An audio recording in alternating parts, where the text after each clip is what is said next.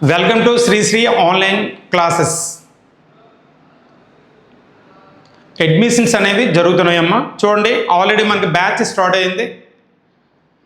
Telugu medium, English medium both batches ఇక్కడ మనకు start అయింది. 11/6/2026 మనకి బ్యాచెస్ స్టార్ట్ అయ్యాయి. అడ్మిషన్స్ కూడా జరుగుతున్నాయి. ఎవరైనా వచ్చి జాయిన్ అయితే ఇగోండి, ఇక్కడ ఉన్న ఈ నెంబర్స్ని కాంటాక్ట్ చేయండి, ఓకేనా. ఈరోజు మనం బడ్జెట్ లోట్లు 2026-27 బడ్జెట్లో లోట్లు రకాలు అనే డిస్కస్ చేద్దాం. చూద్దాం. ఇప్పుడు చూడండి, బడ్జెట్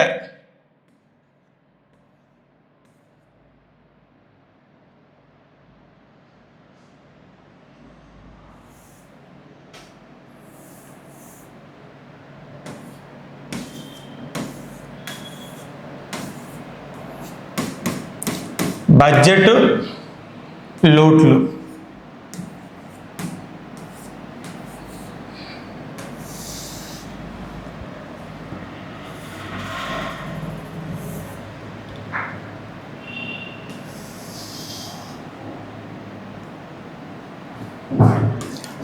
రెండు 2026-27 కేంద్ర బడ్జెట్లో బడ్జెట్ లోట్లు. ఇది చెప్పే ముందు ఒక ఇంపార్టెంట్ పాయింట్, మన ప్రధాని నరేంద్ర మోడీ గారు 2 రికార్డ్స్ అనేది క్రియేట్ చేశారు. జూన్ 10 నాటికి ఇతను అత్యధిక కాలం ప్రధానిగా పనిచేసిన వ్యక్తిగా ట్రాక్ రికార్డ్ వచ్చిందమ్మా. ఎన్ని రోజులు పనిచేశారంట? 4399 రోజులు. ఇందిరాగాంధీ రికార్డ్ని ట్రాక్ చేశారు. తర్వాత నెహ్రూ గారి రికార్డు కూడా ఇతను బీట్అవుట్ చేశారు. ప్రజెంట్ మనకి చిన్న ఎగ్జామ్స్లో ఫండమెంటల్ పెట్టేస్తారు. నరేంద్ర మోడీ గారు ఎన్ని రోజులు ప్రధానిగా పనిచేశారు? గతంలో ఎక్కువ కాలం పనిచేసిన ప్రధాని ఎవరంటే నెహ్రూ. ఎక్కువ కాలం ప్రధానిగా పనిచేసిన మహిళ ఎవరంటే ఇందిరాగాంధీ. వాళ్ళిద్దరు రికార్డ్ని ఇతను బీట్అవుట్ చేశారు. ఇతను చూడండి, జూన్ 10 నాటికి 4399 రోజులు అనేది ఇతను వర్క్ చేశారు. ఇప్పుడు ఇంకా మనకి 2029 వరకు కూడా ఉంది కాబట్టి అత్యధిక కాలం పనిచేసిన ప్రధాని ఎవరంటే నరేంద్ర మోడీ. మన ఎకానమీలోకి వచ్చేద్దాం. ప్రణాళిక సంఘానికి చివరి చైర్మన్ ఎవరంటే నరేంద్ర మోడీ. నీతి ఆయోగ్కి మొదటి చైర్మన్ ఎవరంటే నరేంద్ర మోడీ. నీతి ఆయోగ్కి ఎక్కువ కాలం పనిచేసిన చైర్మన్ ఎవరంటే నరేంద్ర మోడీ. ఇక్కడే మన కేంద్ర బడ్జెట్ని ప్రవేశపెడుతున్న నిర్మలా సీతారామన్ గారు కూడా రికార్డ్స్ ఉన్నాయి. భారత క్యాబినెట్లో తొలి మహిళ కేంద్ర ఆర్థిక మంత్రి ఎవరంటే నిర్మలా సీతారామన్. చూడండి, నిర్మలా సీతారామన్ భారతదేశ క్యాబినెట్లో తొలి మహిళా ఆర్థిక మంత్రి ఎవరంటే నిర్మలా సీతారామన్. ఈవిడికి ఇంకొక ట్రాక్ రికార్డ్ ఉంది. అత్యధిక కాలం బడ్జెట్ని ప్రవేశపెట్టిన తొలి మహిళ ఎవరంటే నిర్మలా సీతారామన్. అయితే ఇక్కడ చూడండి, ఈరోజు టాపిక్ బడ్జెట్ లోటులు 2026-27 బడ్జెట్లో. ఇది చెప్పే ముందు అసలు బడ్జెట్ గురించి కొంత ఇంట్రడక్షన్ చూద్దాం. బడ్జెట్ అనే పదం గురించి భారత రాజ్యాంగంలో ప్రస్తావన ఉందా లేదా అంటే లేదు. ఏ పదం ఉంది మనకి రాజ్యాంగంలో? ఏ పదం, ఏ వర్డ్ని యూజ్ చేశారు అంటే annual finance report. Annual finance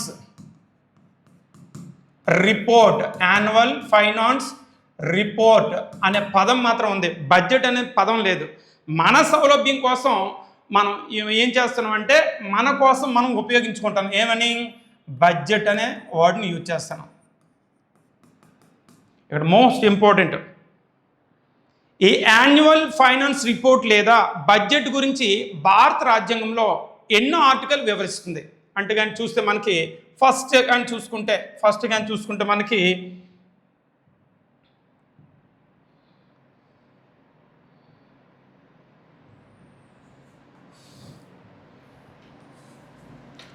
నూట 12వ ఆర్టికల్ 112వ ఆర్టికల్ అమ్మ. బడ్జెట్ గురించి ఎన్నో ఆర్టికల్ వివరిస్తుందంటే 112. మనకి బడ్జెట్ని కేంద్ర పార్లమెంటులో ఎవరు ప్రవేశపెడతారు అంటే కేంద్ర ఆర్థిక మంత్రి. కేంద్ర ఆర్థిక మంత్రి, ఇది ఫండమెంటల్ మనకి. ఇక్కడ ఇంకోటి చూద్దాం.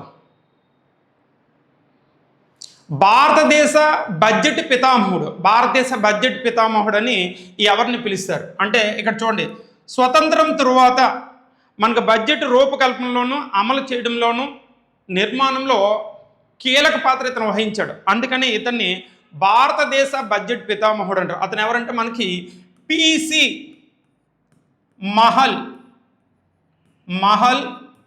నోబిస్. పిసి మహల్ నోబిస్ ఇతన్ని భారతదేశ బడ్జెట్ పితామహుడు అంటారు. నెక్స్ట్, మన కేంద్ర బడ్జెట్ని ఎవరు తయారు చేస్తారు చెప్పగలరమ్మా ఎవరైనా? మన కేంద్ర బడ్జెట్ని ఎవరు తయారు చేస్తారు?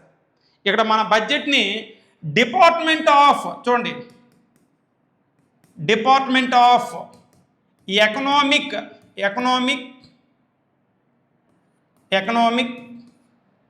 Affairs, department of economic affairs అనే ఒక ప్రత్యేక విభాగం ఈ బడ్జెట్ని అనేది తయారు చేస్తుంది. ఇందులో సీనియర్ ఐఏఎస్ అధికారులు సుమారు ఒక 300 నుంచి 400 మంది ఉంటారు. ప్రతి డిపార్ట్మెంట్ సీనియర్ ఐఏఎస్ అధికారులను తీసుకొని తయారు చేస్తారు. ఎప్పటి నుంచి సార్ అని చూడండి, మనకి బడ్జెట్ ఏప్రిల్ 1 నుంచి అమలులోకి వస్తుంది. April, May, June, July, August, September middle నుంచి కానీ అక్టోబర్ ఫస్ట్ వీక్ నుంచి కానీ ఇక్కడ సీనియర్ ఐఏఎస్ అధికారులు సుమారు ఒక 300 నుంచి 400 మందిని ఇందులో ఉంచి బడ్జెట్ని గోప్యంగా రహస్యంగా తయారు చేస్తారు. ఇక్కడ మనకు పాలిటీ పరంగా చూస్తే బడ్జెట్ని తయారు చేసేటప్పుడు దానికి సంబంధించిన విషయాలు కానీ బయటకు వ్యక్తమైతే, లీక్ అయితే ఆ ప్రభుత్వం రాజీనామా చేయాలి. అందుకనే ఇది అత్యంత గోప్యంగా తయారు చేస్తారు. అందుకనే మన భారతదేశంలో బడ్జెట్ని ఎవరు తయారు చేస్తారంటే డిపార్ట్మెంట్ ఆఫ్ ఎకనామిక్ అఫైర్స్ అనే శాఖ వారు ఇది తయారు చేస్తారు. తర్వాత ఎంటైర్ భారతదేశంలో తొలి బడ్జెట్ను ఎప్పుడు ఎవరు ప్రవేశపెట్టారు? ఎంటైర్ భారతదేశం మనం చూడండి, ఈస్ట్ ఇండియా, బ్రిటిష్ ఇండియా, స్వతంత్ర భారతదేశం, గణతంత్ర భారతదేశం అంటే ఆయా పరిస్థితులను బట్టి అలా పిలవడం జరిగింది. మనకు బ్రిటిష్ ఇండియాలో మొట్టమొదటిసారిగా బడ్జెట్ని 1860లో జేమ్స్ విల్సన్ అనే ఒక బ్రిటిష్ వ్యక్తి బెంగాల్ ప్రాంతానికి సంబంధించి తొలి బడ్జెట్ను ప్రవేశపెట్టారు. అప్పటి గవర్నర్ జనరల్ ఎవరంటే మనకి లార్డ్ క్యానింగ్. ఇక్కడ చూడండి, మనకి ఇప్పుడు బడ్జెట్ని ప్రవేశపెట్టేటప్పుడు ఏమవుతుంది, ఒకరోజు ముందు ఆర్థిక సర్వేని ప్రవేశపెడతాను. ఆర్థిక సర్వే ప్రవేశపెట్టిన తర్వాత ఒకరోజు వెనుక బడ్జెట్ని ప్రవేశపెడతాను. అయితే ఇక్కడ చూడండి, మన భారతదేశంలో మొట్టమొదటిసారిగా ఆర్థిక సర్వేను ఎప్పుడు బడ్జెట్లో భాగంగా ప్రవేశపెట్టారంటే 1951 అమ్మా. 51లో ఫస్ట్ మనకి ఆర్థిక సర్వేని బడ్జెట్లో అంతర్భాగంగా ప్రవేశపెట్టారు. ఆ తర్వాత ప్రతి సంవత్సరం కూడా ఒక రోజు ముందు ఆర్థిక సర్వేను, ఒకరోజు వెనక బడ్జెట్ని ప్రవేశపెట్టడం ఎప్పటి నుంచి ప్రారంభమైందంటే 1963-64 నుంచి ప్రారంభమైంది. అక్కడి నుంచి మనకి ఒకరోజు ముందు ఆర్థిక సర్వే ప్రవేశపెడతారు, ఒకరోజు వెనక్కి బడ్జెట్ని ప్రవేశపెడతారు. ఇక్కడ ఆర్థిక సర్వే అంటే గత సంవత్సరం ప్రభుత్వం సాధించిన అభివృద్ధిని శాతం రూపంలో, డేటా రూపంలో వ్యక్తం చేసేదాన్ని ఏమంటారంటే ఆర్థిక సర్వే అంటారు. 1963-64 నుంచి కంటిన్యూస్గా మనకి ఈ సర్వేని అనేది ఒకరోజు ముందు మనకి విడుదల చేస్తున్నారు. తర్వాత ఏ కమిటీ సిఫార్సు మేరకు మన భారతదేశంలో ఫస్ట్ టైం అంటే మొట్టమొదటిసారిగా రైల్వే బడ్జెట్ను ప్రవేశపెట్టారు? ఇక్కడ చూడండి, ఒక కమిటీ ఉందమ్మా. 1921లో మనకి అక్వర్త్ ఈ అక్వర్త్ కమిటీ ఏం చేసిందంటే బ్రిటిష్ ప్రభుత్వానికి సిఫార్సు చేసింది. వారి యొక్క ప్రయోజనం కొరకు రైల్వే బడ్జెట్ని ప్రవేశపెట్టి ఆ రైల్వేని అభివృద్ధి చేస్తే భారతదేశంలో ఉన్న ఖనిజ సంపదను వెలికి తీసి సముద్ర తీర ప్రాంతాలకి వాటిని తరలిస్తే అక్కడి నుంచి లండన్ తీసుకెళ్ళిపోవచ్చు అనే ఒక స్వార్థ ప్రయోజనం కోసం రైల్వే బడ్జెట్ని ప్రవేశపెట్టాలని ఈ అక్వర్త్ కమిటీ 1921లో బ్రిటిష్ ప్రభుత్వానికి సిఫార్సు చేస్తుంది. అంటే బ్రిటిష్ ప్రభుత్వం ఏం చేసిందంటే అక్వర్త్ కమిటీ సిఫార్సు మేరకు మనకి తొలి రైల్వే బడ్జెట్ని ఏం చేశారు, 1924లో తొలి రైల్వే బడ్జెట్ని ప్రవేశపెట్టారు. మనకి రైల్వే బడ్జెట్ అనేది కేంద్రంలో చూస్తే 1924 నుంచి 2016 మధ్య మనకి రైల్వే బడ్జెట్ అనేది అమల్లో ఉండేది. ఒకరోజు ఫస్ట్ మనకి ఆర్థిక సర్వే తర్వాత ఒక రోజు ముందు రైల్వే బడ్జెట్ని రైల్వే శాఖ మంత్రి ప్రవేశపెట్టేవారు. ఒకరోజు వెనక్కి సాధారణ బడ్జెట్ని కేంద్ర ఆర్థిక మంత్రి ప్రవేశపెట్టేవారు. అయితే ఇక్కడ 2 బడ్జెట్లను ప్రవేశపెట్టడం వల్ల కొంత సమస్య అనేది ఎదుర్కోవడం జరిగింది. 2 బడ్జెట్ల నిర్వహణ కష్టంగా అయిపోయేది. వనరుల కేటాయింపు విషయంలో కూడా సమస్య ఏర్పడింది. రాష్ట్ర ప్రభుత్వాలు కేంద్రం రైల్వే బడ్జెట్ని ప్రవేశపెట్టేటప్పుడు తమ రాష్ట్రాలకు ఏవైనా రైల్వే ప్రాజెక్టులు వస్తున్నాయా, రైల్వే నిధులు వస్తున్నాయా, కొత్త ట్రైన్స్ ఏమైనా వస్తున్నాయని ఆశగా ఎదురు చూసేది. కానీ కొన్ని రాష్ట్రాలకు మొండి చేయి చూపించేది. అందుకనే రాష్ట్ర ప్రభుత్వం రైల్వే బడ్జెట్ని విమర్శించేది. ఈ విమర్శను తిప్పుకోవడం కోసం మనకి ఇక్కడ ఒక సంఘటన జరుగుతుంది. ఏంటంటే మనకి 2016 సెప్టెంబర్లో ఒక కమిటీ ఏం చేసిందంటే రైల్వే బడ్జెట్ని తీసుకొచ్చి సాధారణ బడ్జెట్లో కలిపియండి, ఒకే బడ్జెట్ ఉంటే బాగుంటుంది అని ఒక కమిటీ సిఫార్సు చేసింది. ఆ కమిటీ ఏదంటే బిబేక్ దేబ్రియా కమిటీ. ఈ బిబేక్ దేబ్రియా కమిటీ ఏం చేసిందంటే భారత ప్రభుత్వానికి సిఫార్సు చేసింది. అప్పుడు కేంద్ర ఆర్థిక మంత్రి అరుణ్ జైట్లీ గారికి ఈ బిబేక్ దేబ్రియా కమిటీ నివేదిక ఇచ్చింది.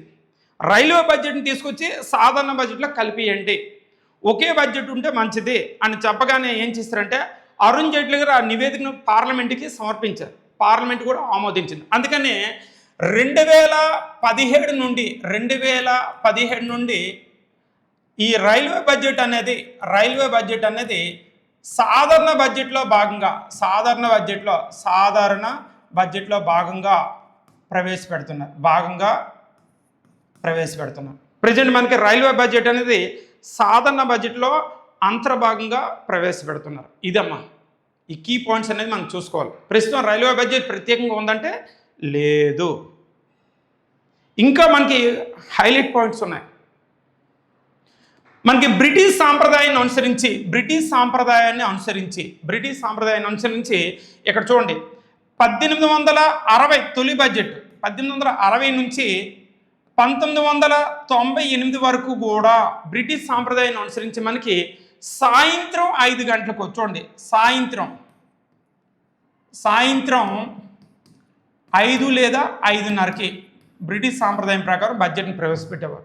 ఈ విధానం వలన మనకి బడ్జెట్ మీద చర్చించడానికి కానీ బడ్జెట్ మీద అవగాహన లేకుండా ఉండడం, అసలు బడ్జెట్ అనేది ప్రజెంట్ చేసేటప్పుడు ఆ సభ్యులకి మనకి పార్లమెంట్ నుండి సభ్యులకి దాని మీద పూర్తిగా అవగాహన కల్పించడానికి అవకాశం లేకపోయేది. అందువల్ల ఏం చేశారంటే దీన్ని రిమూవ్ చేసి మన భారతీయ సాంప్రదాయాన్ని అనుసరించి 1999 నుంచి ఉదయం 11 గంటలకు బడ్జెట్ని ప్రవేశపెట్టే సాంప్రదాయానికి శ్రీకారం చుట్టారు. చూడండి ఏ సంవత్సరం నుంచి ఇది ఎక్కువగా ఏపీపీఎస్సీ ఎగ్జామ్స్లో కూడా మనకి ఎక్కువ రిపీటెడ్. ఇది ఉదయం 11 గంటలకు బడ్జెట్ని ఎప్పటి నుంచి ప్రవేశపెడుతున్నారంటే 1999. ఈ విధానానికి శ్రీకారం చుట్టిన ప్రభుత్వం ఏదంటే అప్పట్లో మనకి ఉండే వాజ్పేయి ప్రభుత్వం.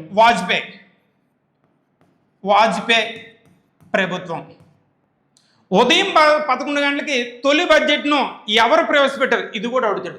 దాని ఆన్సర్ కానీ మనకు చూస్తే ఉదయం 11 గంటలకి తొలి బడ్జెట్ని ఎవరు ప్రవేశపెట్టారు? అప్పట్లో ఉన్న ఆర్థిక మంత్రి మనకి యశ్వంత్ యశ్వంత్ సిన్హా ప్రవేశపెట్టాడమ్మా. యశ్వంత్ సిన్హా ఉదయం 11 గంటలకు తొలి బడ్జెట్. ఇదమ్మా. ఇవే కాకుండా ఇంకా మనకి చాలా పాయింట్స్ ఉన్నాయి మనకి ఇక్కడ కానీ చూస్తే.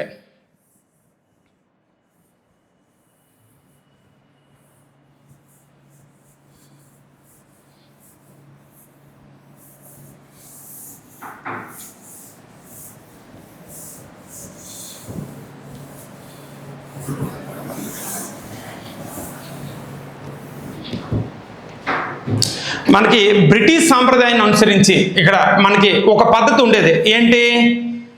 ఈ 1860 నుంచి 2016 వరకు మనకి బడ్జెట్ని ప్రతి సంవత్సరం ఫిబ్రవరి నెల చివరి పని దినంలో ప్రవేశపెట్టేవారు. ఇలా ప్రవేశపెట్టడం వల్ల చూడండి, మనకి భారత ఆర్థిక సంవత్సరం ఏప్రిల్ 1తో స్టార్ట్ అవుతుంది, మార్చి 31తో ఎండ్ అవుతుంది. ఏప్రిల్ 1 నుంచి బడ్జెట్ అమల్లోకి రావాలి, ఏప్రిల్ 1 నుంచి ప్రణాళిక అమల్లోకి రావాలి. కొత్త పథకాలు ఏవైనా ఉంటే అవి కూడా ఏప్రిల్ 1 నుంచి రావాలి. అందుకని మన ఆర్థిక సంవత్సరం ఏప్రిల్ 1తో ప్రారంభమవుతుంది, మార్చి 31తో ఎండ్ అవుతుంది. ఇక్కడ చూడండి, ఈ 1860 నుంచి 2016 మధ్య ఈ సంవత్సరాల మధ్య కానీ చూస్తే ఫిబ్రవరి నెల చివరి పనిదినంలో బడ్జెట్ని ప్రవేశపెట్టేవారు. దీనివల్ల ఫిబ్రవరి నెల చివరి పనిదినం అంటే సాధారణ సంవత్సరం అయితే ఫిబ్రవరి నెలకి 28 రోజులు ఉంటాయి, లీప్ సంవత్సరం అయితే 29 రోజులు ఉంటాయి. చివరి పనిదినం ఒకవేళ చివరి రోజు ఫిబ్రవరి 28 ఒకవేళ సండే పడిపోయింది అనుకో, మార్చి 1ని ప్రవేశపెట్టేవారు. మొదటి రోజు బడ్జెట్ మీద చర్చ అనేది ఉండదు.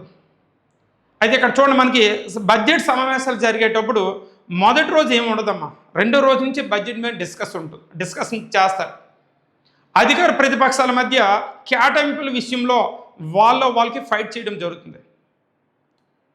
జరిగేటప్పుడు కొన్నిసార్లు సభ వాయిదా పడిపోయింది. ఇలా వాయిదా పడడం వల్ల మార్చి నెల అంతా అయిపోయింది.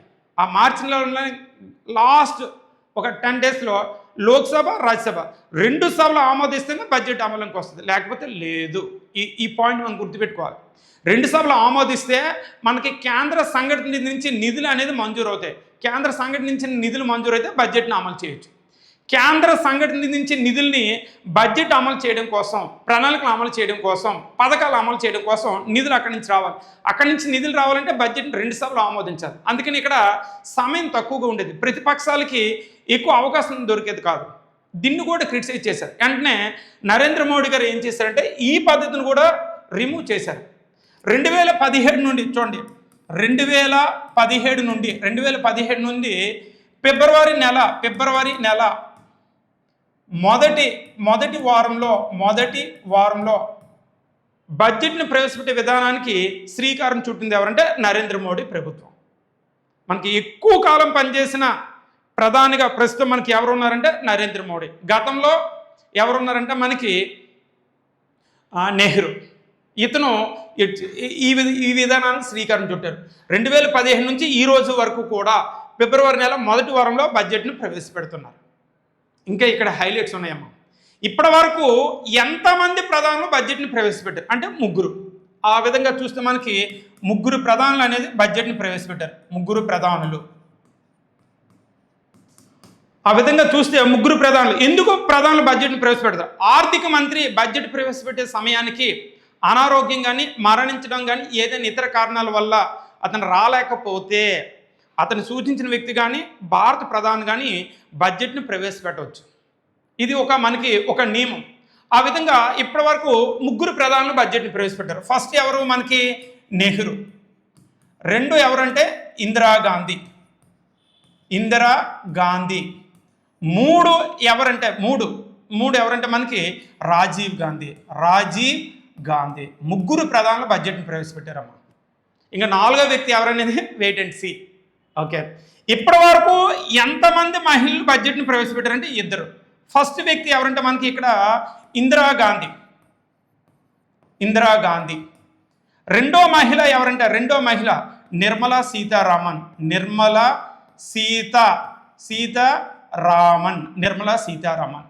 ఇది చాలా ఇంపార్టెంట్ అమ్మా. బడ్జెట్ని ప్రవేశపెట్టిన తొలి మహిళ ఎవరు? బడ్జెట్ని ప్రవేశపెట్టిన రెండో మహిళ ఎవరు? తొలి మహిళ అయితే ఇందిరాగాంధీ, రెండో మహిళ అయితే నిర్మలా సీతారామన్. ఈ నిర్మలా సీతారామన్ గారికి ట్రాక్ రికార్డ్ ఉంది. తొలి మహిళా కేంద్ర ఆర్థిక మంత్రి ఎవరంటే నిర్మలా సీతారామన్. అత్యధిక సార్లు బడ్జెట్ని ప్రవేశపెట్టిన తొలి మహిళ ఎవరంటే నిర్మలా సీతారామన్. ఇవి 2 సార్లు ప్రవేశపెట్టారు ఇప్పటి వరకు 9 సార్లు. ఇది కాకుండా మనకి ఇంకా ఇంపార్టెంట్ ఉన్నాయి చూడండి. భారత పార్లమెంట్లో అత్యధిక సార్లు బడ్జెట్ని ప్రవేశపెట్టిన వ్యక్తులు ఎవరని అంటారు. ఫస్ట్ వ్యక్తి ఎవరంటే మొరార్జీ దేశాయ్.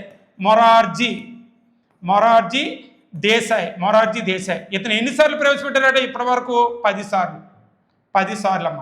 రెండో వ్యక్తి ఇక్కడ ఇద్దరు వచ్చారు, పి చిదంబరం మరియు నిర్మలా సీతారామన్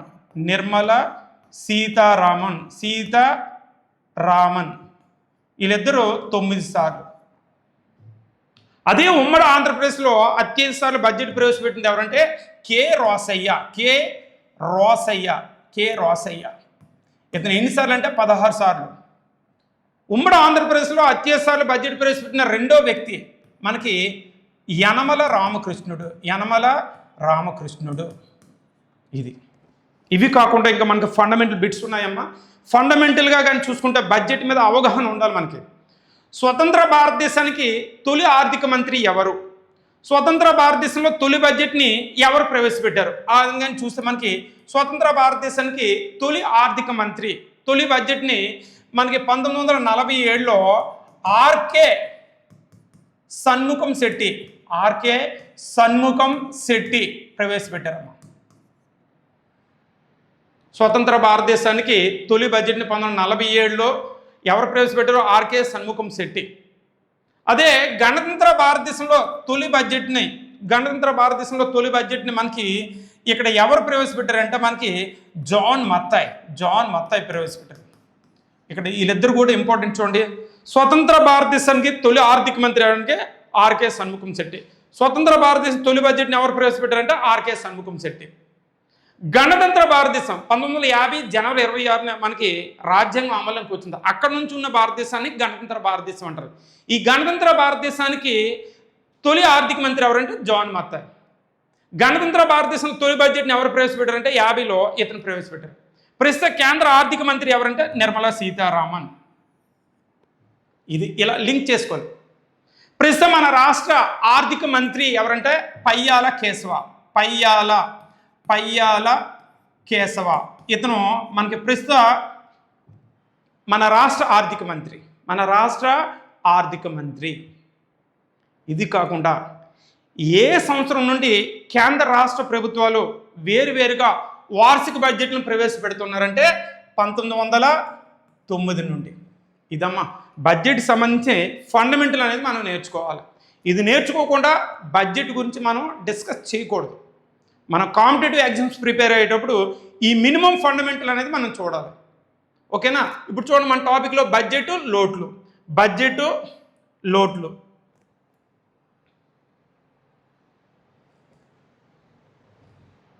ఇక్కడ చూడండి, ఇప్పుడు కేంద్ర బడ్జెట్ లోట్లు 2026-27 మనకి మొత్తం బడ్జెట్ వ్యయం ఎంత, ఇక్కడ కానీ చూస్తే మొత్తం బడ్జెట్ వ్యయం ఎంత అనేది కానీ చూస్తే కేంద్ర బడ్జెట్ యొక్క మొత్తం వ్యయం 53,47,315 కోట్లమ్మా మన టోటల్ బడ్జెట్. ఇది ఫండమెంటల్ బిట్. మీరు ఏ ఎగ్జామ్కి వెళ్ళండి 2026-27 భారత బడ్జెట్ మొత్తం వ్యయం ఎంత, ఇక్కడ క్వశ్చన్ అడుగుతాడు. సో ఇది మనకు గుర్తు రావాలి. 53,47,315 కోట్లు. ఇక్కడ మనకి బడ్జెట్లో లోటు ఉంది. లోటు అంటే ఇంగ్లీష్లో డెఫిసిట్ అంటారు. ఆదాయానికి మించి ఖర్చు ఎక్కువగా ఉంటే దాన్ని లోటు అంటారు, దాన్ని డెఫిసిట్ అంటారు. మనకి బడ్జెట్లో సాధారణంగా చూడండి, మనకి బడ్జెట్లో సాధారణంగా మనకి ఎన్ని రకాల లోట్లు ఉన్నాయి?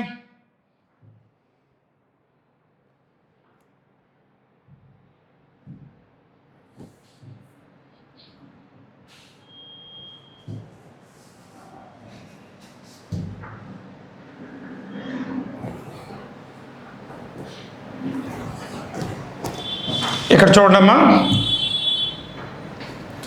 5 రకాల లోట్లు ఉన్నాయి. రెవెన్యూ లోటు, నికర రెవెన్యూ లోటు, బడ్జెట్ లోటు, కోసు లోటు, ప్రాథమిక లోటు, ద్రవ్యత్వ లోటు. మనకి 6 రకాల లోట్లు ఉన్నాయి. ఈ 6 రకాల లోటుల్లో అతి ప్రధానమైన లోటు ఏదంటే మనకి కోసు లోటు. కోసు లోటుకి ఇంకొక పేరు ఏంటంటే ద్రవ్య లోటు. అసలు లోటు అంటే ఆదాయానికి మించి ఖర్చు ఎక్కువగా ఉండే స్థితిని లోటు అంటారు. మనకి ఇక్కడ కరెంట్ ఎకానమీ చాలా ఇంపార్టెంట్. ఏపీపీఎస్సి మనకి ద్వారా జాబ్ క్యాలెండర్కి సంబంధించి డిఫరెంట్ నోటిఫికేషన్స్ అనేది మనకు వస్తున్నాయి. సెంట్రల్ ఎన్టీపీసీ ఎగ్జామ్స్లో గట్ట మొత్తం బడ్జెట్ వ్యయం ఎంత అని అడుగుతాడు. అలాగని బిట్ రావచ్చు. లేదా ప్రస్తుత కేంద్ర బడ్జెట్లో కోసు లోటు ఎంత, ప్రాథమిక లోటు ఎంత, ఇది పర్సంటేజ్ అని అడగొచ్చు, ఈ ఫిగర్స్ అని అడగొచ్చు. ఇక్కడ చూడండి, రెవెన్యూ లోటు. రెవెన్యూ ఖాతాలో రెవెన్యూ వ్యయాన్ని మించి రెవెన్యూ రాబడి అంటే రెవెన్యూ చూడండి, రెవెన్యూ ఖాతాలో రెవెన్యూ రాబడిని మించి రెవెన్యూ వ్యయం కానీ ఉంటే దాన్ని రెవెన్యూ లోటు అంటారు. అంటే చూడండి, మనకి రెవెన్యూ రాబడి అంటే పన్నులు, పన్నితర మార్గాల ద్వారా వచ్చిన ఆదాయాన్ని రెవెన్యూ రాబడి అంటారు. దానికి అయ్యే ఖర్చును రెవెన్యూ వ్యయము అంటారు. ఈ రెవెన్యూ ఖాతాలో మనకి రాబడి తక్కువ ఉంటుంది, వ్యయం ఎక్కువ ఉంటుంది. అందుకని చూడండి, ఇక్కడ రెవెన్యూ లోటు అంటే మనకి ఇక్కడ బడ్జెట్లో కానీ చూస్తే ఈ 2026-27 బడ్జెట్లో ఇక్కడ మనకి ఇక్కడ రెవెన్యూ రాబడి అనేది రాబడి మించి వ్యయం ఉంది. అందుకని ఇక్కడ రెవెన్యూ వ్యయము 41,25,494 కోట్ల నుంచి రెవెన్యూ రాబడి ఎంత ఉందో మనకి పన్నులు, పన్నితర మార్గాల ద్వారా వచ్చిన ఆదాయాన్ని కలిపితే రెవెన్యూ రాబడి అంటారు. అది ఎంత 35,33,150 కోట్లు. దీంట్లో నుంచి తీస్తే మనకి ఎంత వచ్చింది ఇక్కడ చూడమ్మా.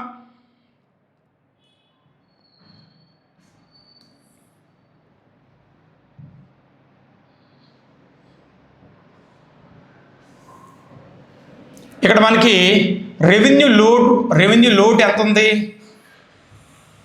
5,92,344 కోట్లు. అంటే మనకి 2026-27 కేంద్ర బడ్జెట్లో రెవెన్యూ లోటు ఎంత? డైరెక్ట్ క్వశ్చన్ అంతే. ఈ ఏపీపీఎస్సీ ద్వారా మనకి జాబ్ క్యాలెండర్లో ప్రతి జనరల్ స్టడీస్ పేపర్లో సెంట్రల్ ఎగ్జామ్స్లో 2026-27 కేంద్ర బడ్జెట్లో రెవెన్యూ లోటు ఎంత అలాగే అడగొచ్చు. జీడిపిలో రెవెన్యూ లోటు శాతం ఎంత అని అడుగుతాడు. ఎంత అని అడిగితే 1.5%. అలా కాకుండా రెవెన్యూ లోటు ఎంత? రెవెన్యూ లోటు ఎంత ఉంది?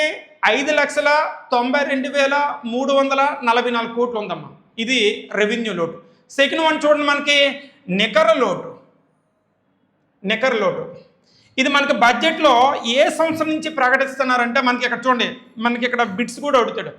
నికర రెవెన్యూ లోటుని ఇంగ్లీష్లో ఎఫెక్టివ్ రెవెన్యూ డెఫిసిట్ అంటారు. ఎఫెక్టివ్ రెవెన్యూ డెఫిసిట్ ఇది ఏ సంవత్సరం నుంచి మనకి ఇక్కడ మన బడ్జెట్లో ప్రకటిస్తున్నారంటే 2012-13 బడ్జెట్ నుంచి దీన్ని ప్రకటిస్తున్నారమ్మా. ఈ నికర రెవెన్యూ లోటు దీన్ని ఇంగ్లీష్లో ఎఫెక్టివ్ రెవెన్యూ డెఫిసిట్.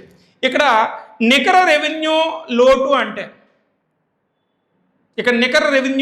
అంటే చూడండి, ఇక్కడ నికర రెవెన్యూ లోటు అంటే రెవెన్యూ లోటు నుంచి మనకి చూడండి ఆస్తులను సృష్టించడానికి ఉపయోగించిన గ్రాంట్లను తీసివేయాలంటమ్మా. చూడండి, ఇక్కడ రెవెన్యూ లోటు ఎంత ఉంది?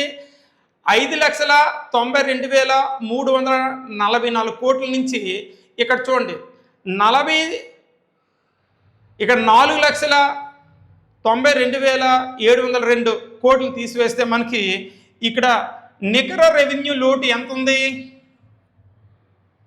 99,642 కోట్లు. ఇక్కడ మనకి శాతం పరంగా చూస్తే జీడిపితో పోలిస్తే ఇది ఎంత ఉంది? 0.3%. అది ఈ ఫిగర్ మనకు గుర్తున్నా లేకపోయినా ఇది అడుగుతాడు. నికర రెవెన్యూ లోటు 2026-27లో కేంద్ర బడ్జెట్లో ఎంత అంటే 0.3%. తర్వాత చూడండి, బడ్జెట్ లోటు. ప్రభుత్వం యొక్క రాబడి, ప్రభుత్వం యొక్క వ్యయం రెండు సమానంగా ఉంటే దాన్ని బడ్జెట్ లోటు అంటారు. ఈ బడ్జెట్ లోటుకు బదులుగా ఇక్కడ మనం ఏం చేయాలి? బడ్జెట్ లోటుకు బదులుగా కోసు లోటుకి ప్రాధాన్యత ఇవ్వాలని ఇక్కడ ఒక కమిటీ సిఫార్సు చేసిందమ్మా. ఇక్కడ ఒక కమిటీ సుకుమాయ్ చక్రవర్తి కమిటీ ఏం చేసిందంటే కోసులోటుకి ప్రాధాన్యత ఇవ్వండి అని చెప్పింది. కోసులోటుకి ప్రాధాన్యత ఇవ్వండి అనేసి ఇక్కడ చెప్పింది. అందుకని ఇక్కడ చూడండి, బడ్జెట్ లోటుల్లో అతి ప్రధానమైన లోటు ఏంటంటే కోసులోటు. బడ్జెట్ లోటుల్లో అతి ప్రధానమైన కోసులోటుని బట్టి ఒక ఆర్థిక వ్యవస్థ యొక్క పురోగతిని అంచనా వేయవచ్చు. ఏ దేశ బడ్జెట్లో కోసులోటు అధికంగా ఉంటే ఆ దేశం అనేది వెనుకబడిన దేశము లేదా అభివృద్ధి చెందుతున్న దేశం, సమస్యలతో ఉంది, ఆ దేశంలో రుణభారం ఉందని చెప్పొచ్చు. ఏ దేశంలో అయితే కోసులోటు తక్కువగా ఉంటుందో ఆ దేశం ధనిక దేశం అని చెప్పొచ్చు. ఒక విధంగా రుణభారం కూడా తక్కువ ఉందని చెప్పొచ్చు. అందుకని కోసులోటు తక్కువగా ఉంటే ఆ దేశం అభివృద్ధి చెందడానికి అవకాశం ఉంటుంది. మనకి ఈ కోసులోటు లేదా ద్రవ్యలోటుని ఏ సంవత్సరం నుంచి కేంద్ర బడ్జెట్లో మనకి ప్రకటిస్తానంటే 1997, 98. ఇక్కడ కోసులోటు అంటే చూడండి, కోసులోటు అంటే మొత్తం వ్యయం నుంచి మొత్తం రెవెన్యూ రాబడి మరియు రుణభారం లేని మూలధన రాబడులు తీసివేస్తే మనకి కోసులోటు వస్తుంది. ఇక్కడ చూడండి, బడ్జెట్ యొక్క మొత్తం వ్యయం ఎంత? 53,47,315 కోట్ల నుంచి ఇక్కడ చూడండి మొత్తం రెవెన్యూ రాబడి ఎంత? 35,000 చూడండి 33,150 కోట్లు ప్లస్ ఇక్కడ చూడండి రుణభారం లేని మూలధన రాబడులు 1,18,397. ఈ రెండింటిని ఇందులో నుంచి తీసేశారనుకోండి, మనకి ఎంత వస్తుందమ్మా? ఇక్కడ చూడండి, ఇది చాలా ఇంపార్టెంట్, మనకి మోస్ట్ ఇంపార్టెంట్. 2026-27 కేంద్ర బడ్జెట్లో కోసులోటు ఎంత అని అడుగుతాడు. 16,95,768 కోట్లు ఉందమ్మా. ఇది పర్సంటేజ్లో చూస్తే జీడిపితో పోలిస్తే 4.3% ఉంది. 4.3%. తర్వాత చూడండి, ప్రాథమిక లోటు అంటే చూడండి, ద్రవ్య లోటు నుంచి వడ్డీ చెల్లింపులు తీస్తే ప్రాథమిక లోటు వస్తుంది. ఇది ఎప్పటి నుంచి మనకి బడ్జెట్లో ప్రకటిస్తానంటే 93-94 నుంచి ప్రకటిస్తున్నా. ఇక్కడ చూడండి, ఇక్కడ ద్రవ్య లోటు ఎంత ఉంది? 16,95,768 నుంచి ఇక్కడ వడ్డీ చెల్లింపులు తీసివేయాలి. వడ్డీ చెల్లింపులు 14,03,972 కోట్లు కానీ తీస్తే మనకి ప్రాథమిక లోటు ఎంత ఉందమ్మా? ఇక్కడ ప్రాథమిక లోటు 2,91,796 కోట్లు ఉంది. అదే మనకి పర్సంటేజ్లో చూస్తే 0.7%. తర్వాత చూడండి, ద్రవ్యత్వ లోటు అంటే నూతన కరెన్సీని ముద్రించి బడ్జెట్లో లోటును పూరించడాన్ని ద్రవ్యత్వ లోటు అంటారు. అయితే మనకి ఎగ్జామ్లో క్వశ్చన్స్ ఎలా వచ్చేస్తారంటే, ఇప్పుడు మనకి ఏపీపీఎస్సీ ద్వారా నెంబర్ ఆఫ్ నోటిఫికేషన్స్ అనేది రిలీజ్ చేస్తున్నారు. జిఎస్లో బడ్జెట్ మీద ఖచ్చితంగా క్వశ్చన్స్ వస్తాయి. ఆ క్వశ్చన్స్ వచ్చేటప్పుడు ఇక్కడ చూడండి, రెవెన్యూ లోటు మీద మనకి అడిగే క్వశ్చన్స్. ప్రస్తుతం రెవెన్యూ లోటు ఎంత? అది డైరెక్ట్ క్వశ్చన్. రెవెన్యూ లోటు ఎంత పర్సెంట్ ఉందో అదొక క్వశ్చన్. ఏ సంవత్సరం వరకు కేంద్ర బడ్జెట్లో మనకి రెవెన్యూ మిగులు ఉండేదంటే 1970 నుండి 71 వరకు, ఇంతవరకు కూడా మనకి రెవెన్యూ మిగులు ఉండేదమ్మా. 1971 నుంచి ఏమైంది? 1971 నుంచి ప్రణాళికేతర వ్యయము పెరగడం వల్ల రెవెన్యూ వ్యయం పెరగడం ప్రారంభించింది. ఇది ఒకటి చాలా ఇంపార్టెంట్. సో కాబట్టి రెవెన్యూ లోటు ఎంత అంటే ఈ ఫిగర్ పెట్టాలి. ఎంత పర్సెంట్ ఉందంటే 1.5. తర్వాత నికర రెవెన్యూ లోటు, ఇది ఎప్పటి నుంచి ప్రకటిస్తున్నారో మనకి బడ్జెట్లో, కేంద్ర బడ్జెట్లో 2012-13. ఏ కమిటీ సిఫార్సు మేరకు అంటే రంగరాజన్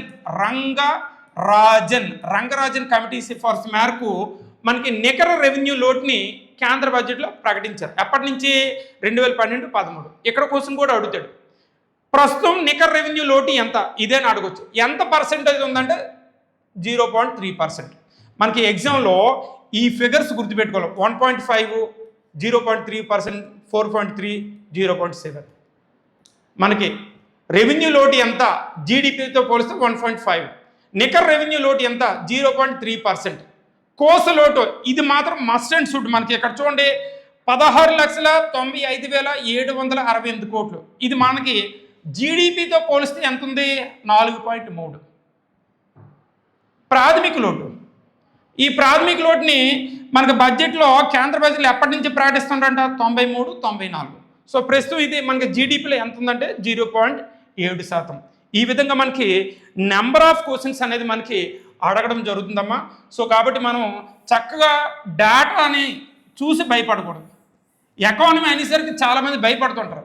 చెప్పేవాడిని బట్టి ఎకానమీ డిపెండ్ అయి ఉంటుంది. ఓకేనా? ఫండమెంటల్ అనేది మనం నేర్చుకోవాలి. ఫండమెంటల్ వస్తేనే ఎకానమీ ఈజీ ఉంటుంది. లేదు ఫండమెంటల్ రాకుండా నేరుగా నేను ఎకానమీ చదువుతాను సార్ అని అంటే కొద్దిగా కన్ఫ్యూజ్లో ఉంటుంది. ఖచ్చితంగా ఏమవుతుందంటే మనకి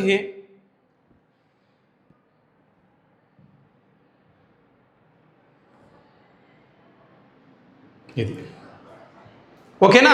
ఇది ద్రవ్యం మనకి బడ్జెట్ లోట్లు. Thank you one and all. Thank you.